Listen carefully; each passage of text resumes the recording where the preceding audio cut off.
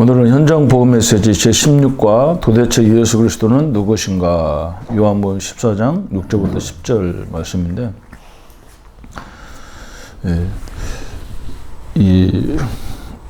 우리가 지금 하는 이런 메시지는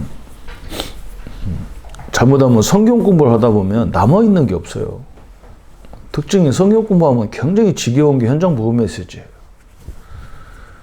그래서 현장 복음 메시지를 끝까지 현장에서 해본 사람들이 그렇게 많지가 않아요. 이게 너무, 내가 볼 때는 너무 중요한 메시지인데. 그래서 이걸 간단하게 이렇게 잡아야 돼요. 메시지를. 그리고 우리가 주일 메시지나 본부 메시지 이것들이 막 계속 나오잖아요.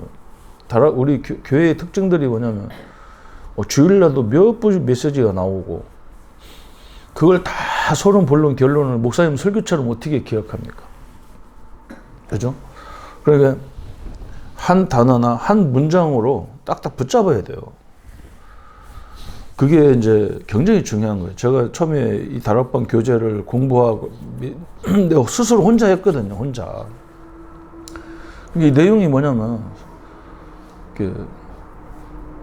사람이 뭘 쓸 때, 우리가 책을 쓸 때도 그 서문에서 이제 이 책을 왜 썼는지 설명하고, 목차에 보면 그 자기가 쓰려고 하는 주제를 나열하는 순서가 이제 목차잖아요. 다락방 교재를 내가 가만히 들여다보니까 이게 딱 정리가 됐더라고요. 이렇게 메시지가 왔다 갔다 하는 게 아니고, 구원론에 대해서, 또 기도에 대해서, 성령에 대해서 이렇게 쭉쭉 주제별로 돼 있단 말이에요. 주제별로 돼 있는데, 그것도 우리가 이제 남한테 설명하고 내가 이해하려면 힘들잖아요. 그래서 그냥 간단하게 성도들한테 항상 이렇게 가지고 있을 정도로 그렇게 설명을 했던 거예요. 그러게 유 목사님 강의에 많이 들었던 사람들은 내가 하는 말을 보면 저게 뭐지? 이렇게 이해하더라고요. 그래서 이 메시지가 다르다 이런 사람도 있는데, 그래서 유 목사님 강의 듣기도 많이 들어야죠. 그러나 내가 갖고 다녀야 될 메시지란 말이에요. 내가 항상 내 기억 속에 있어야 하잖아요. 하나님 말씀이 내 영혼 속에 남겨 있어야 하잖아요.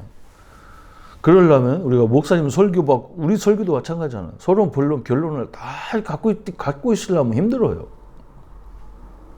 그래서 한 단어 한 단어를 이렇게 설명을 했던 겁니다. 그렇게 이해하면은 이제 여러분 이해가 할 것이고, 그래서 1과부터 15과까지가 우리 신자에게 가장 중요한 부분이잖아요. 구원에 대해서, 구원과 기도와 현장에 대한 얘기란 말이에요. 그러니까 우리가 지금 다 현장에서 살고 있잖아요. 내 자신도 현장이고, 내 가정도, 내 직장도, 심지어 우리 교회도 현장이에요.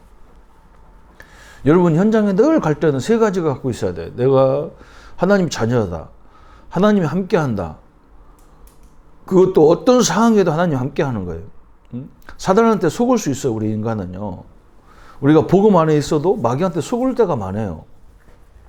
속을지언정 우리는 하나님의 자녀고 하나님 함께 한다는 것을 잊으면 안 됩니다.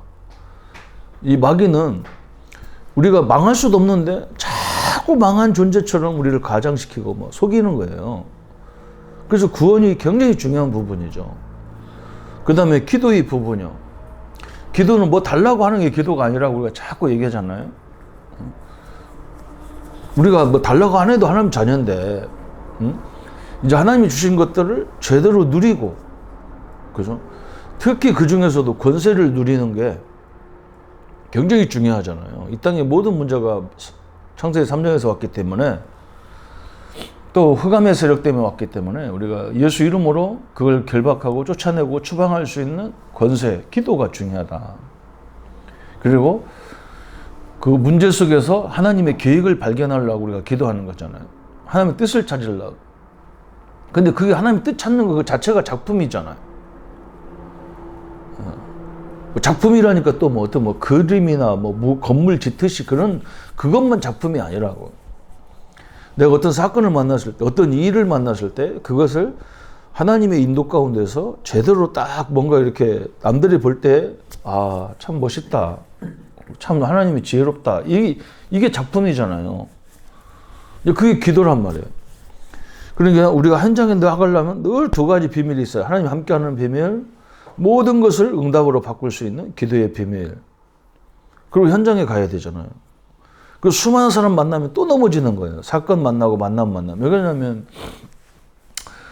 우리가 나만 잘해서 이 땅에 사는 게 아니잖아요. 나만 잘했다고 사는 게 아니란 말이에요. 같이 공동체화되어 있단 말이에요.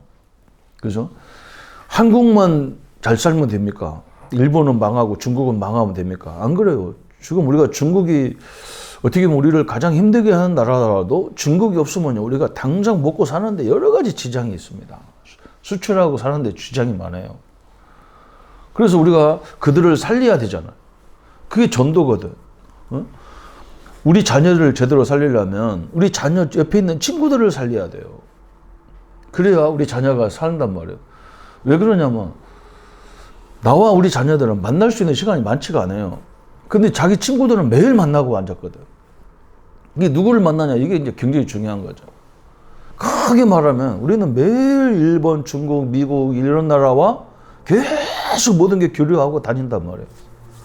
그래서 그런 나라들이 문화가 다 우리나라에 들어오잖아. 또 이번에 헬로윈 이런 사건 같은 경우도 바로 그거잖아. 그 외국 문화, 그 아이들이 그냥 유령이나 이런 뭐 귀신 같은 거 탈 쓰고 다니면서 집집마다 다니면서 사탕 얻어먹는 그 문화를, 행사를 우리나라는 들고 와가지고 어른들이 그 짓을 하고 앉아가지고 사고 나고 막 그런단 말이에요. 이게 그 문화가 그냥 우리가 볼 때는 그런 문화가 뭐 때문에 중요하나 모르는데 이 사람들은 이상하게 그게 취해가지고 난리를 치잖아. 그래서 막 사람만 오는 게 아니고 문화고 모든 게 다 수입이 된단 말이에요. 이건 돈도 안 주고 그냥 오는 거예요. 그래서 그런 나라들을 살리지 않으면 안 되는 거죠. 그게 선교예요. 근데 우리는 그게 어렵다는 거지. 너무 강대국들이 우리보다 센 사람들이기 때문에 어렵다는데 내가 구원의 비밀을 모르니까 그런 말을 하는 거죠. 하나님 함께하는 비밀 모르니까 그렇게 그런 데 넘어지는 거죠. 그래서 우리는 자꾸 설명해 줘야 돼. 뭐가 설명해야 되느냐.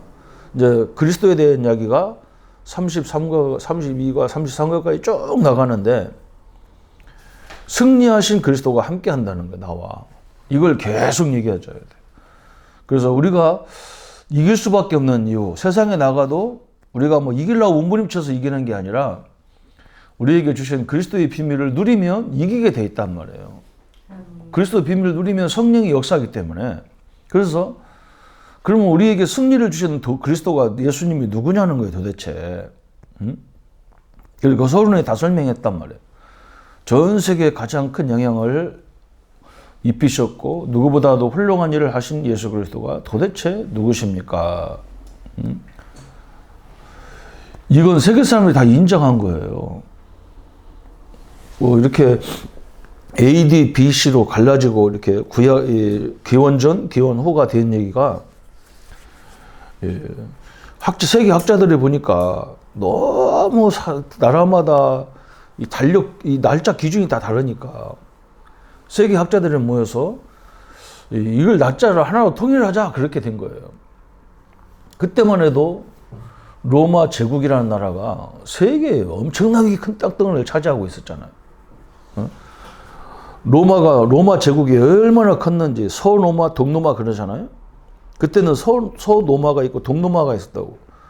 근데 로마가 지금 이탈리아라면 동로마는 서로마가 이탈리아잖아요. 동로마는 어디냐면 저 터키거든. 터키하고 저 이탈리아하고는 엄청난 거리잖아요. 그죠? 그 지도에 보면.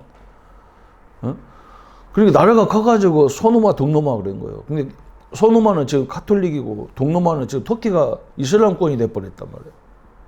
이게 이제 저 러시아 정교회 이제 이 사람들 정교회로 발전하면서 이제 한쪽은 이제 또 터키 이제 이슬람으로 바뀌고 막 이렇게 이슬람에 정복돼 가지고 그렇게 되고 그러는데 그러니까 자기들 저 학자들이 볼 때 제일 영향이 큰 나라가 크게 입힌 사람이 예수님이라는 거예요.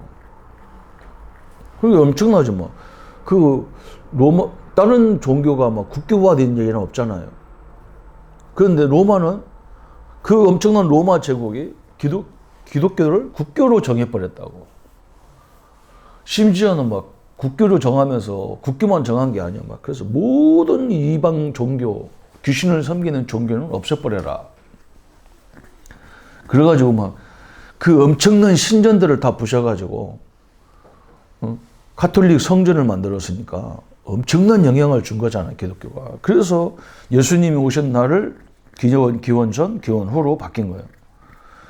그 정도로 엄청난 예수님이 나와 함께 한다는 거예요. 그러니까 책 한 권을 남기지 않고 짧은 기간을 3년 6개월을 살다 가셨는데 33년이죠, 정확히 말하면. 그에 대한 책이 가장 많이 기록되어 있다. 이 땅의 모든 임금과 장군을 다 합친 것보다 더 많은 영향을 입히셨다. 또 개인을 변화시켰죠. 거기에 네 사람이 엄청난 인물들이에요. 윌리스라는 사람은 내가 예수가 그리스도가 아니라는 증거를 대겠다. 그런 작품을 만들겠다 하다가 배너라는 작품을 만들었어요. 그 볼트인이라는 사람은 이 사람은 뭐라 했냐면 이 성경은 너무 조잡스럽다. 무슨 심지어 자기 아버지와 관계에 맞아서 자식 낳고 그러잖아요. 유다 같은 경우는 자기 며느리하고 그죠? 그러니까 이건 완전 음란 책이다. 이런 책들은 얼마 안 있으면 없어질 거다 분명히. 그렇게 예언했는데 묘하게도 이 사람 집이 도서관이 성경을 파는 도서관이 됐다. 서점이 됐다 그러잖아요. 니체라는 사람은 목사 아들인데 하나님은 죽었다 그렇게 주장했던 사람이죠. 스코트 사는 사람은 학자죠. 이 사람은 학자기 때문에 자기 집에 책이 엄청나게 많은데 죽는 순간에 자녀들 보고 야, 내 방에 가서 내 서재에 가서 책을 갖고 와라. 이제 뭔가 메시지가 있는 거지. 자녀들이 뭐라고 하냐면 아버지 책장에 책이 얼마나 많은데 무슨 책을 갖고 오란 말입니까? 그런 거예요. 그러니까 이 양반이 야, 거기 무슨 책이 있어. 책이라는 것은 진리가 있어야 책이지. 그거 필요 없는 거야. 예? 오직 우리 인생의 진리적인 책은 성경밖에 없다는 거예요. 이게 바이블이란 말은 그죠? 그게 완전 의미가 다른 거거든. 이런 책이 아니거든. 이제 그 얘기를 하는 거예요. 그래서 자녀들에게 메시지를 마지막에 준 거예요. 성경이 어떤 것이라는 걸 딱 심어준 거예요. 그 정도로 대단한 영향을 입혔죠. 그 이름이 들어간 나라가 변화되었고 도대체 예수는 누구시길래 그를 발견한 자가 그때부터 참 목적, 참 평안, 참 힘을 얻게 되느냐. 더욱이 놀랄 일은 인간은 5분 후의 일도 알지 못하는데 예수에 관하여는 수백 년, 수천 년 전에 예언되었다. 다 300번 넘어서 집중적으로 예언되었으며 특히 탄생, 예수님이 어떻게 탄생하냐, 유년기, 그죠? 죽음, 십자가, 부활에 관한 모든 게 다 예언되었어요.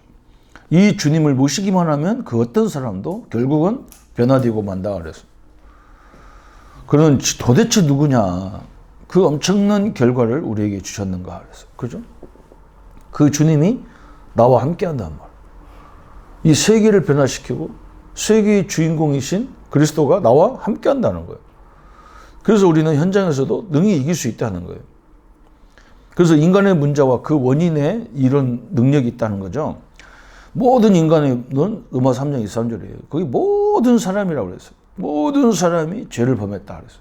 한 사람도 죄가 없는 사람이 없어요. 원죄죠. 창세기 3장 죄죠. 그래서 요한복음 8장 30절에 모든 사람이 다 너는 너희 아비가 마귀였어요. 그래서 우리나라 사람들은 옛날에 이 마귀 자녀라는 이 말을 그냥 말을 안 했지만 내 운명이다, 내 팔자다 이런 말을 굉장히 많이 했어요. 지금 그런 단어 사용한 사람이 별로 없는데 우리 어릴 때만 해도 그냥 우리 집이 이렇게 사는 게 우리 집 운명이야. 그냥 운명을 그냥 인정하고 살아. 그랬다니까요. 이 마귀 갖다 주는 운명인데. 그리고 로마서 6장 23절에 뭐 죄의 삭은 사망이다. 영적으로 죽었단 말이에요. 그래서 예수 그리스도는 이 문제와 어떤 관계가 있냐 그랬어요. 예수님이 이 땅에 오신 이유가 뭐냐면 이 문제를, 이 인간의 원인을 해결하러 오신 거예요. 그것도 인간의 몸을 입고 오셔야 돼요. 왜 그러냐? 인간의 문제를 해결하기 때문에 인간의 몸으로 오셔야 되는 거예요. 짐승의 문제라면 짐승으로 오셔야 되는데 인간의 문제를 해결하기 때문에 인간의 문제를 해결하기 위해서 하나님이 직접 인간의 몸을 이 땅에 오신 거죠. 그래서 이 땅에서 제일 많이 하신 게 뭐냐? 제일 먼저 요한일서 3장 8절 마귀의 일을 멸했단 말이에요. 마귀의 일을. 그래서 예수 그리스도는 자신을 누구라고 고백했냐 그랬어요. 요한복음 10장 30절에 나와 아버지는 하나다 그래요. 유대인들이 이해가 안 되는 거죠. 하나님과 네가 어떻게 하나냐는 거예요. 요한복음 14장 7절부터 9절까지 예수님이 뭐라 했냐면 하나님을 보여달라고 했으니까 나를 본 자는 아버지를 보았다 그랬어요. 그 말은 굉장히 중요해요. 우리가 예수님이 공생애 이런 것들이 왜 중요하냐면 그게 하나님이 원하는 거기 때문에 중요한 거예요. 예수님은 하나님이기 때문에 하나님이 원하는 거예요. 그래서 예수님이 가장 많이 말했다는 말은 하나님이 가장 귀하게 생각하는 거죠. 예수님이 막 탄식했다는 말은 하나님이 탄식한다는 거예요. 거기에 그것 때문에. 이게 굉장히 중요한 얘기죠. 그러면서 마태복음 28장 18절에 하늘과 땅의 모든 권세를 가진 분이다 그랬어요. 예수님이. 그래서 예수 그리스도를 만난 자들도 다 고백한 거예요. 베드로도 주는 그리스도시요 살아계신 하나님의 아들이다. 도마도 마찬가지잖아요. 도마는 막 나는 예수님의 손자국 못자국을 보기 전에는 나는 믿을 수 없다. 근데 예수님 그걸 직접 보여주잖아. 못자국도 보여주고 옆구리도 보여주니 그때부터 도마가 나의 주, 나의 하나님 그랬죠. 바울도 마찬가지잖아. 바울은 다메섹에서 직접 예수님을 만난 사람이 바울이잖아요. 또 십자가에 못 박은 원수들도 막 지진이 일어나고 그 뒷일을 보면서 이는 진실로 하나님의 아들이다 이렇게 말했잖아요. 이게 예수님을 만난 자는 하나같이 다 이분은 하나님이다, 그리스도다 고백을 했어요. 그럼 이 하나님을 어떻게 만나냐 그랬어요. 요한복음 1장 12절에 영접할 때 만나죠. 영접. 이게 굉장히 중요한 거예요. 나는 옛날에 이게 이해가 안 되더라고. 하나님이 전능한데 그냥 우리 안에 오시면 되지. 뭘 때문에 영접하라고 하냐 말이야. 근데 안 그래요. 인격적인 존재와 비인격적인 존재는 다른 거예요. 마귀와 마귀, 사단 이런 것들은 도둑이란 말이에요. 저 이단들도 저 도둑이잖아요. 그죠? 어제도 뭐 어떤 사람들 와가지고, 이단들이 와가지고 나보고 뭐 우리 교회 와서 나는 어지간하면 누가 와도 바깥에 안 나가니까, 우리 교회하고 MOU를 맺으러 왔다. 내가 그때 약속도 안 하고 MOU 지가 내가 언제 몇 장이 했나. 이단이 하는 짓이 그런 거예요. 도둑 같은 짓을 하는 거예요. 강도 같은 짓을 하잖아요. 초청도 안 했는데 와가지고 잔소리 하잖아. 그죠? 그게 비인격적인 거예요. 하나님은 인격적인 존재잖아요. 그래서 노크를 하고 들어온단 말이에요. 계시록 3장 20절에 내가 문 밖에서 두드리노니 나를 영접하는 자 누구냐고 물어봐야 되냐 두드리면. 그죠? 두드린다고 문 확 열고 영접합니까? 그것도 아니잖아요. 그래서 옛날에 강도들이, 도둑놈들이 그런 짓을 많이 했단 말이에요. 낮에는 남자들이 다 직장 가니까 여자들만 있다는 걸 알고 그냥 문 두드리는데 사람들은 그냥 문 두드리면 문 확 열어주잖아요. 그럼 누군지도 모르고 그냥 확 들으면 안 되잖아요. 확인해야죠, 누군지. 요한복음 2장 5절부터 11절까지. 그죠? 예수님이 주인일 때 이게 중요한 거예요. 그래서 이제는 우리가 영접이란 말은 무슨 말이냐? 저 가나 혼인잔치처럼, 그죠? 예수님이 거기에 손님으로 초청하고 가시다니까, 손님으로. 근데 우리는 예수님을 손님으로 모시면 아무 일이 없어요. 뭘로 모셔야 되느냐? 주인으로 모셔야 돼, 주인으로. 그게 중요한 거죠.